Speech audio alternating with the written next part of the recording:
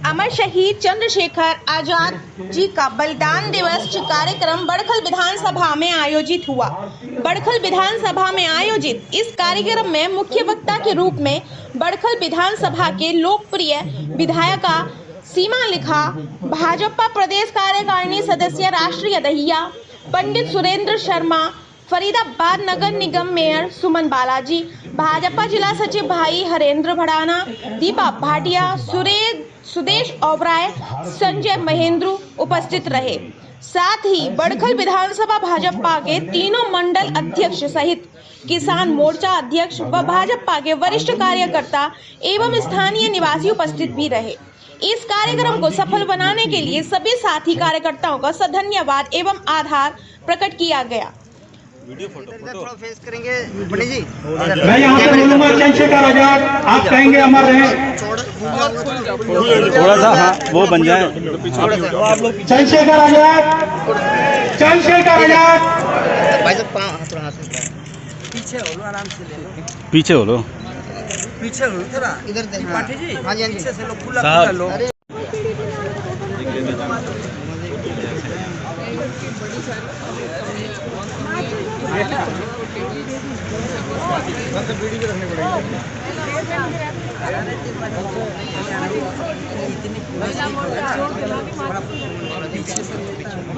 मैंने बोला देखेंगे सर। मैडम आप ले आते हैं पानी जी का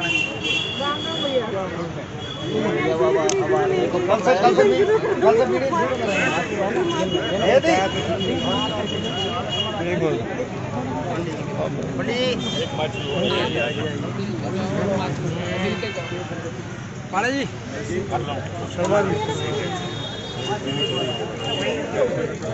भाई अरे वो मुझे इधर कहेंगे तो उधर कर रहा है। पीछे कवर करना है।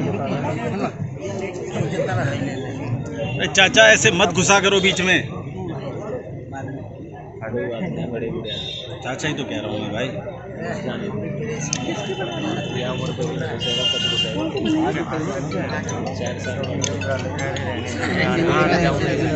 आएगा थोड़ी ना भाई साहब वो तो बीच में थोड़ी आओगे, आप साइड में आओ ना। कोई नहीं आ रहा। भारतीय जनता पार्टी की तरफ से चंद्रशेखर आजाद जी की जो मिट्टी लाई, आज से पहले जो भी पार्टी कांग्रेस या कोई भी उनने कभी किसी बलिदानी को इतना मान सम्मान ना दिया जो भारतीय जनता पार्टी देती आई है। भारतीय जनता पार्टी ने पूरे मान सम्मान के साथ चंद्रशेखर आजाद जी का 90 विधानसभाओं में आज ये प्रोग्राम है पूरे हरियाणा के अंदर बलिदान दिवस। तो इससे बढ़िया और क्या होगा। जन जन तक आवाज़ जा रही है भाई, बलिदानों के लिए मान सम्मान देना भारतीय जनता पार्टी का ये बहुत ही बड़ा कार्य है, जो हर एक पब्लिक के अंदर हर एक चीज़ के लिए हर एक आदमी की तक आवाज़ जावे। नौजवान के लिए, युवा शक्ति के लिए भाई ये बलिदानों की कितनी मान सम्मान देती है। तो भारतीय जनता पार्टी का ही कार्य है। अटल जी से ले मोदी तक अपने शहीदों के ही लिए हर जगह कार्य किया। जय हिंद, जय भारत। जय भारत, जय हिंद। आज हम सभी अपने वीर शूर चंद्रशेखर आज़ाद जी का बलिदान दिवस मना रहे हैं और बहन सीमा त्रिखा जी के बड़खल विधानसभा में, और बहन जी ने जो हमारे प्रदेश अध्यक्ष जी ने वहाँ की जो हमारे नमन करने वाले वीर थे, उनकी जन्म कर्म भूमि के वहाँ से जो मिट्टी आई है सभी को तिलक किया है और सभी ने तिलक भी लगाया है। उस तिलक से हमें प्रेरणा मिलेगी और हम उस तरीके से अपने देश के लिए हमेशा तैयार रहेंगे। जय भारत, जय हिंद। जिन लोगों ने भारत के लिए कुर्बानी दी है उनको याद करना हमारा नैतिक धर्म कर्तव्य ये पहला, क्योंकि हम बच्चों में ये भी संस्कार डालेंगे। जवानी में ही इन्होंने बलिदान दिया श्री चंद्रशेखर आज़ाद जी ने। अब बच्चों में ये प्रेरणा डालेंगे कि देश के प्रति हमें जागरूक होना है। वीरों ने जो कुर्बानी दी है उनको हमें याद रखना, उनको भूले नहीं। और किसी सरकार ने भी ऐसा कार्य नहीं किया जिन्होंने देश के लिए कुर्बान, उनको भी हम याद नहीं करेंगे। फिर आने वाली पीढ़ी को पता क्या चलेगा कि किसने देश को आज़ाद कराया, किन किन व्यक्तियों ने अपनी कुर्बानी दी, अपने बच्चों की कुर्बानी दी देश के लिए। ये आज जो सरकार ने, भारतीय जनता पार्टी और हरियाणा सरकार ने ये जो बलिदान दिवस रूप में या फरीदाबाद में मना रहे हैं, श्रीमती सीमा त्रिखा विधायक जी के नेतृत्व में फरीदाबाद में बलिदान दिवस को हम मिलके सब मनाएंगे। हमें याद करेंगे उनकी कुर्बानियों को, क्योंकि जैसे कहा है शहीदों की चिताओं पर लगेंगे हर बरस मेले, वतन पर जो फिदा होगा, ये पुरानी ही। तो हमें अपना सब कुछ छोड़ के जिस बलिदान दिवस है उनके लिए थोड़ा समय निकाले, बच्चों में प्रेरणा, देश को भी ये संदेशा दे कि हमें भी देश के हित के लिए 24 घंटे तैयार रहना है। देश को अगर कुर्बानी भी देनी पड़े तो हमें अपनी कुर्बानी ज़रूर देनी चाहिए। तभी भारतवर्ष हमारा, वैसे भारतवर्ष पूरा महान है। इस समय वर्ल्ड के अंदर श्री मोदी जी के नेतृत्व में पूरे वर्ल्ड के अंदर भारत का नाम सबसे आदर सहित लिया जा रहा है, कोई भी इससे छुपा हुआ नहीं है। तो हम सभी आज उस दिवस को, बलिदान दिवस को उनके प्रेरणा दिवस में मना रहे हैं। भगवान उनकी आत्मा को शांति दे। ओम शांति शांति शांति। आज हम चंद्रशेखर जी का बलिदान दिवस मना रहे हैं। इसके पीछे कोई राजनीति नहीं है। भारतीय जनता पार्टी का सीधा सीधा उद्देश्य है कि जिन शहीदों की बदौलत हमने आज़ादी मिली है उनको नमन करना, उनको याद करना और आने वाली पीढ़ी उनके बारे में जाने, इसका मैसेज आगे तक जाए। और भारतीय जनता पार्टी का एक उद्देश्य केवल राज हासिल करना नहीं है। भारतीय जनता पार्टी जन सेवा और जन की समर्थन के लिए पार्टी बनी हुई है। कोरोना काल में भी आप देखिए, भारतीय जनता पार्टी एक ऐसी पार्टी थी जिसने कोरोना के समय में हर लोगों तक घर दवाइयाँ पहुँचाने की कोशिश करी है, पहुँचाई है, भोजन पहुँचाने की कोशिश करी है, उनकी देखभाल करने की कोशिश करी है। केवल हिंदुस्तान में भारतीय जनता पार्टी का एक ऐसा कार्यकर्ता है जो ये मानता है कि प्रथम राष्ट्र, द्वितीय पार्टी और तृतीय में खड़ा हूँ। ऐसा धारणा करके भारतीय जनता पार्टी का काम करता है।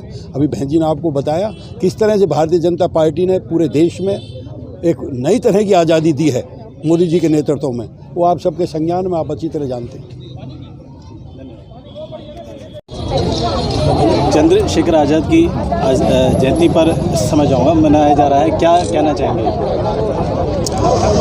चंद्रशेखर आज़ाद जी को सबसे पहले हम लोग सभी मिलकर नमन करते हैं।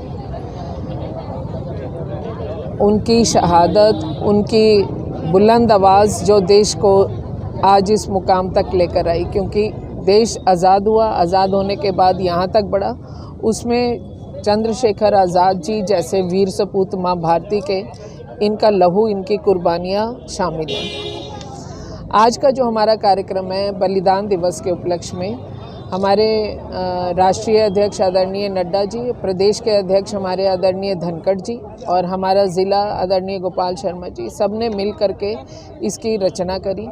और हमारे ही प्रदेश के किसान मोर्चा को ये जिम्मेवारी दी गई कि हम सब लोग इस कार्यक्रम को बलिदान दिवस के रूप में मनाएं, जिससे कि देश में कुछ राजनीतिक गतिविधियां कुछ समय ऐसी रह गई कि देश के वीरों के नाम तो कहीं जाकर के दब गए और छुप गए, और राजनीतिक परिवारों के नामों के अनुसार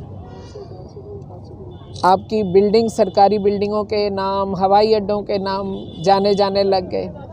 आपकी जो सरकार की जनहित की पॉलिसीज़ हैं उन पर उनका नाम आने लग गया।